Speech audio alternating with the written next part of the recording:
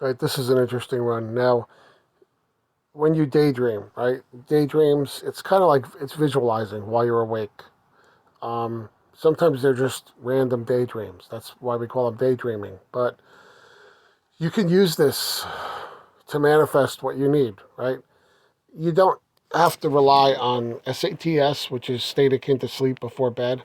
I said it before and I'll say it again. For me, SATs can be troublesome because when I want to go to sleep at night, I'm tired. I want to go to sleep. I don't, I have a hard time maintaining my uh, pattern of thought. My mind goes off into crazy directions, and before you know it, I'm asleep. I don't stay awake. I tend to fall asleep pretty quickly. When I'm tired, I'm tired. So, but I find that my waking dreams, my waking imagination is very powerful because it, it you know, you don't have to rely on the nighttime stuff if you're not if you're comfortable with it. That's fine. Go with it, right? But apparently that's what Neville used to like to do. But I can tell you that the day dreaming type stuff can happen as well. I told the story uh, in another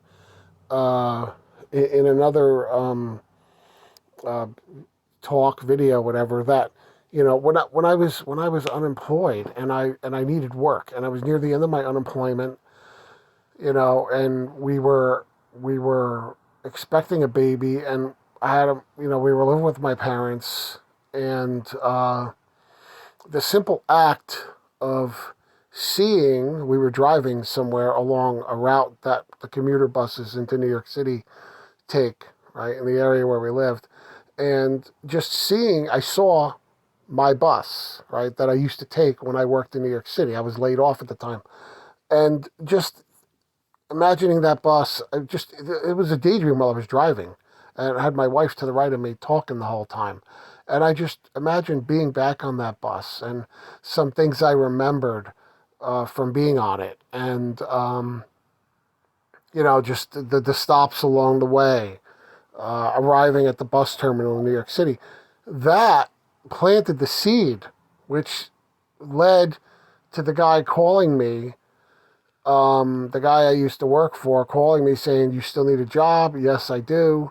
And he put me in touch with this other guy who gave us a talk on, he was a project manager type, and he gave us a talk once on, I work in software development. He gave us a talk on agile methodology.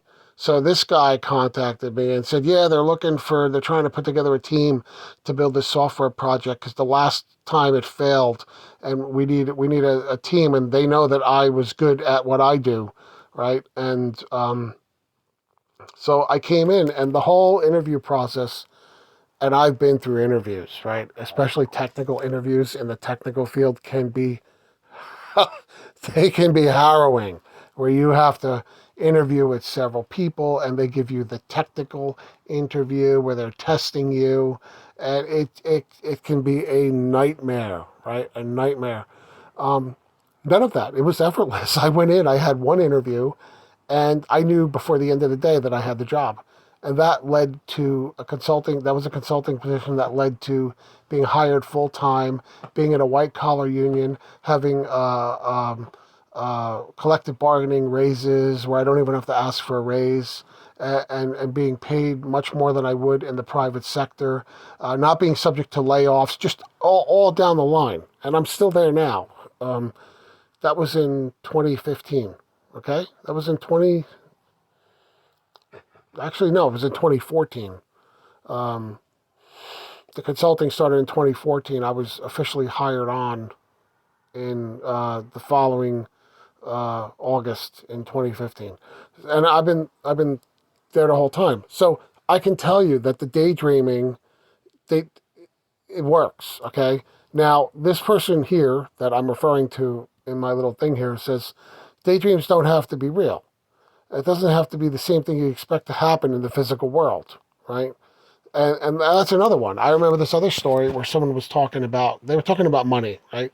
And they were talking about how they didn't find it convincing enough in their mind to talk to just imagine them getting money in the traditional way, right? So this person, and I thought this was hilarious. They imagined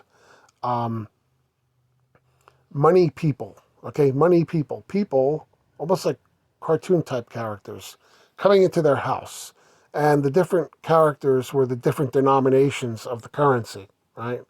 $10 bill, $20 bill, $50 bill, $100 bill, whatever. So and they would come in and they were like hugging them and they were like their best friend. And this, this is like, this would never happen in the physical world like this unless you had people in money costumes.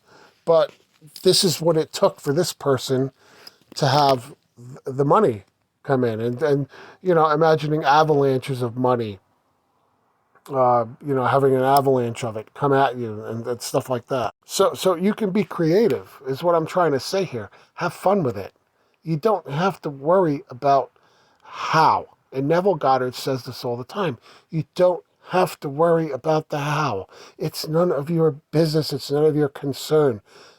Don't, you're just hobbling yourself, right? You're just constraining yourself when you try to imagine the how and you try to set up the how.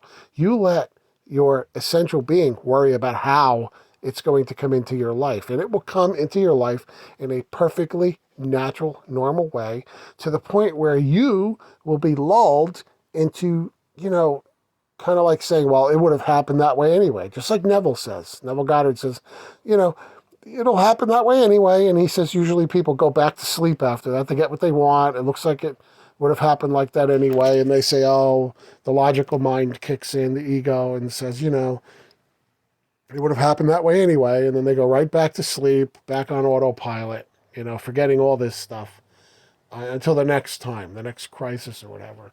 So have fun with it. Have fun with your visualizations, with your daydreaming. It can be totally off the wall. Think about movies, where anything can happen with CGI and everything. Just your imagination is like CGI. You can imagine anything you want, and all it takes, you get good feelings from it and everything, and it'll all work out.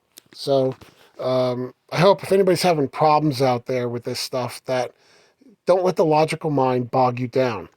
Get rid of the logical mind. You don't need the logical mind. You don't have to worry about the how. You don't have to worry about logic. Let me give you another quick story on that because I just reminded myself. When I was a kid in grade school, we had a little project where we had to write about how we would become a millionaire, how we would make $1 million in a certain amount of time, right? So I came up with this creative story, how I would sell magazines or something, or I would create something like a magazine. And I had all the math like worked out, right? I mean, of course, something like this wouldn't happen like this in the real life, but I was a grade school kid. And in my mind, it made logical sense. And I had all the numbers worked out, and basically it worked out to $1 million. But it was very creative. So I submitted it, but I was talking to my friends about it ahead of time. And my one friend, who was very, I guess, right brain or left brain. What is it, right or left? I forget, but he was the logical guy, right? And he's telling me, no way, you'd never make $1 million that way. I mean, it was amazing because in grade school, we were talking like adults. I remember we had conversations that were adult-like. And he's like, no, he's like, there's no way you're gonna win this class contest because the stuff you did would never ever happen, and the teacher would know that, right? Okay. So, long story short, when the grades came back, who won the contest? Me. And he, my friend, was totally beside himself. He was like, this teacher is nuts. She doesn't know anything about the real world. There's no way that would happen. She thought it was creative and funny. And, it worked out for me. And I won the contest because of my imagination, because I wasn't hobbled by the logical mind. Okay? Don't let the logical mind get in your way. Don't let the ego get in your way. because that'll sink you every time. That's resistance right there. That is resistance. You don't want that. Just have your creative visions and be joyful and happy in your mind. And I hope this helps.